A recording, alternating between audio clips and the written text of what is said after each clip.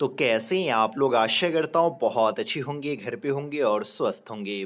तो आज इस वीडियो में मैं Bihar board class 12 Hindi 100 marks के एक नए चैप्टर को शुरू करने वाला हूँ, जिस चैप्टर का नाम है उषा। बहुत ही अच्छा चैप्टर है, बहुत ही सुंदर चैप्टर है और ये चैप्टर लिखा गया हुआ है बहादुर सिंह के द्वारा।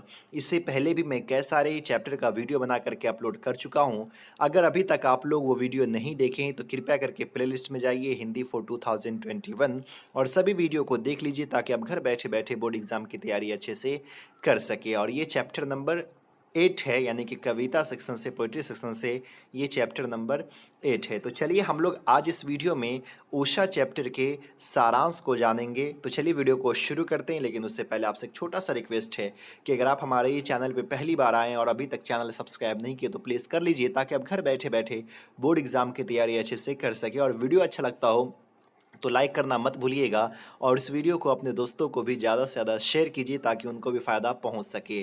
तो चलिए एक बहुत ही सुंदर चैप्टर को हम लोग शुरू करते हैं और इसके सारांश को जानते हैं।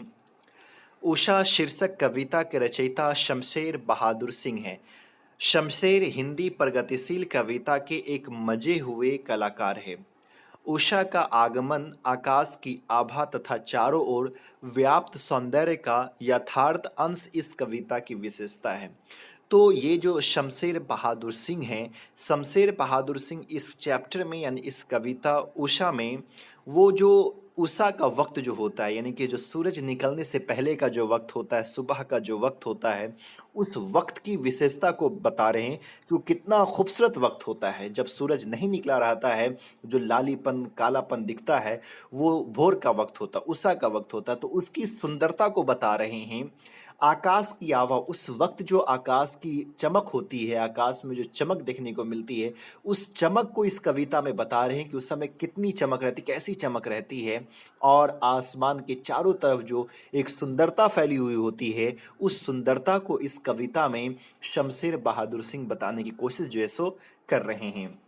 आगे कवि कहते हैं, सूर्य के आगमन के पूर्व का ही समय उषा काल कहलाता है। यानी कि जब सूरज पूरी तरह से नहीं निकला हुआ होता है, जब सूरज नहीं निकला हुआ होता उससे पहले का, सूरज निकलने के पहले का जो वक्त होता है, उसी वक्त को हम लोग क्या कहते हैं? उषा कहते हैं, यानी कि सुबह का वक्त भोर कहते हैं।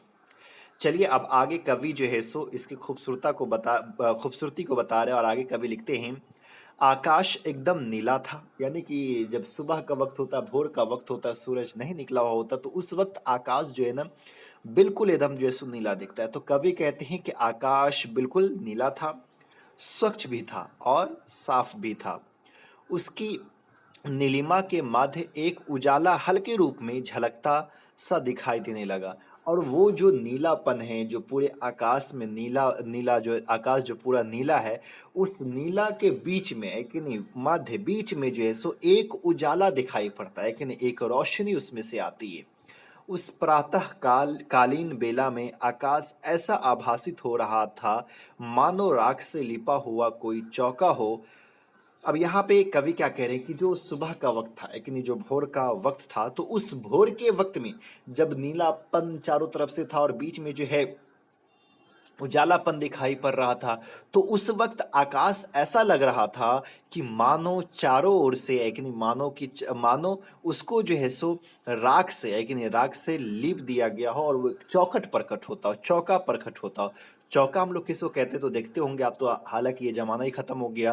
पहले जो है सो गांव घर में आंगन में जो है ना सो इस तरह का चौका होता था, यहाँ पे जो है ना सो चूल्हा होता था और औरतें लोग इस पे बैठ करके अपना जो है सो खाना वाना बनाया करती थी। तो ये जो चारों, इसको चौका कहते हैं। तो यहाँ पे ये बता रहे हैं कि जो आकाश में नीलापन था और बीच में से जो उजलापन नजर आ रहा है, तो मानो वो जो दृश्य ऐसा लग रहा था ना, जैसे जो है सो ये चौका लग रहा हो, चारों तरफ से नीला नीला था, बीच में जो है सो उजला लालपन जो सो दिखाई दे रहा था। और कह रहे हैं कवि कि मानो कि इसको राख से लीप दिया गया हो। अब यहाँ पे राख से लिपने का अर्थ क्या है?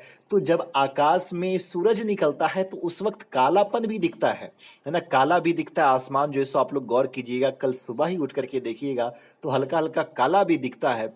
और राख से लीप दिया गया हो। और देखिएगा ये चौका जो होता है तो अक्सर औरतें सब इसको जो है सो राख से लीपती है। राख से लीपने की वजह ये है कि इसको जो है सो माना ये जाता है कि ये स्वच्छ हो, या फिर जो है राख से लीपने का अर्थ है कि ये भी आता है कि उसकी पवित्रता को जैसो दर्शाता है।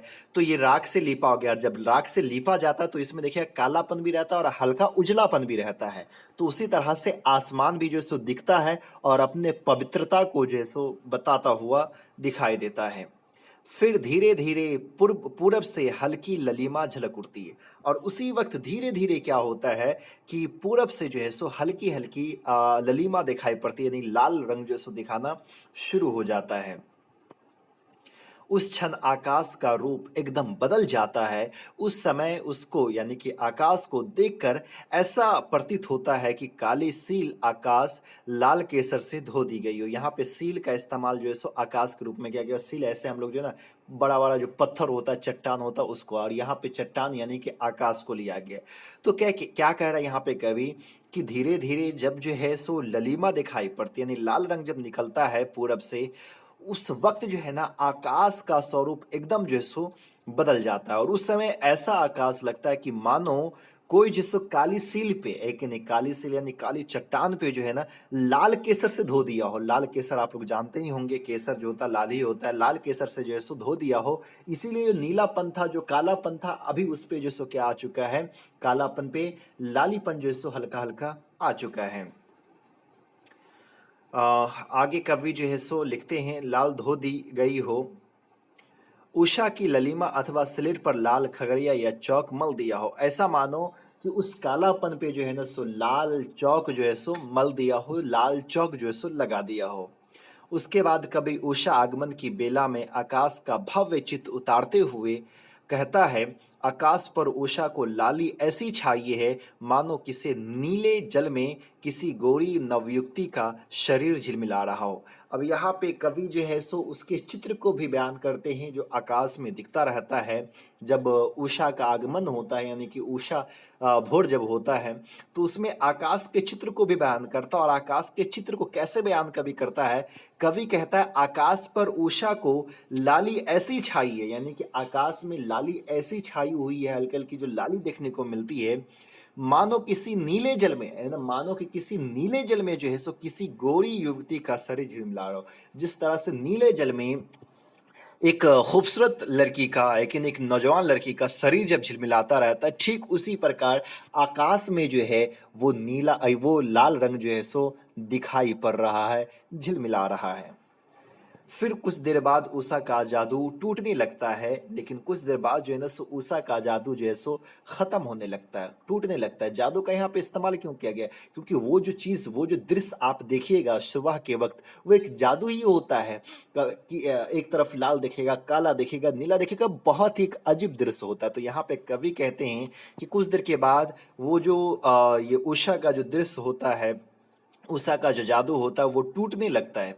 सूरज निकलते ही आकाश स्पष्ट हो जाता है और उषा का जादू समाप्त हो जाता है। लेकिन जैसे ही सूरज निकलता है, बाहर आता है, उसी वक्त जो है ना सो सूरज स्पष्ट दिखने लगता है और उषा का जादू क्या होता है, खत्म होता है। उषा पूरी तरह से, क्योंकि सुबह तो खत्म हो जाता है, जब सुबह खत्म हो जाएगा तो बिल्कुल है वो जादू भी खत्म हो जाएगा, वो चीज देखने को नहीं मिलेगा और जादू उषा का समाप्त हो जाता है। तो ये चैप्टर था उषा, उषा के सारांश को आप लोग समझे। उम्मीद करता हूँ बहुत ही अच्छे से आप लोग समझ गए होंगे। अगर वीडियो आपको अच्छा लगा हो तो प्लीज़ लाइक कीजिए, ज़्यादा से ज़्यादा शेयर कीजिए और हमारे चैनल पर अगर पहली बार आए हैं तो प्लीज़ सब्सक्राइब कीजिए। और बहुत ज़्यादा आप लोग हिंदी नोट्स की मांग कर रहे थे, बहुत जल्द जो है सो हिंदी का नोट्स भी आप लोग को जो है सो मिल जाएगा। उम्मीद करते हैं 2 से 3 दिन के अंदर आप लोग को मिल जाएगा, क्योंकि अभी मैं कुछ दिन पहले ही बिहार वापस लौटा हूँ। लॉकडाउन में मैं कर्नाटका में फंसा हुआ था, कुछ दिन अभी रेस्ट में था, 1-2 दिन ही मैं रेस्ट में था।